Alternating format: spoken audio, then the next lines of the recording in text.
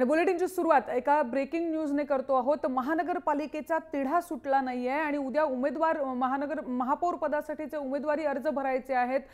त्या एक दिवस पूर्वी मनसेने शिवसेनेचा जर महापौर झाला तर आपल्याला आनंद वाटेल अशी प्रतिक्रिया दिली आहे। शिवसेनेचे नेते बाळा नांदगावकर यांचं तसं वक्तव्य आहे। मुंबईत जर सेनेचा महापौर झाला तर आपल्याला आनंद वाटेल असं त्यांनी म्हटलंय आणि त्याच्या पुढे जाऊन ते म्हणतात, आमचं कुळ आणि मूळ एकच आहे।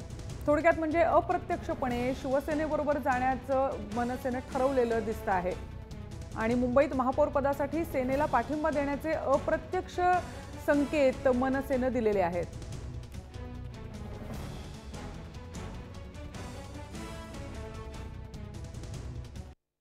कोणाचा महापौर असावा हे जरी असलं तरी मला असं वाटतं, म्हणून मी मगाशीच बोलू की तो शाहू फुले आंबेडकर छत्रपतींच्या विचारधारेला मानणारा महापौर असावा, जेणेकरून सगळ्यांना सोबत घेऊन जाईल। या लक्ष्यामध्ये मला असं वाटतं की सेनेचा महापौर झाला तर मला निश्चितपणे आनंदात वाटेल ना, मला काय अडचण आहे त्याच्यामध्ये। या लक्ष्यामध्ये कारण ज्या कसं आहे की शेवटी कुळ आणि मूळ माझं तेच आहे ना, त्याच्यामुळे कुळ आणि मूळ मी कसं विसरू शकतो।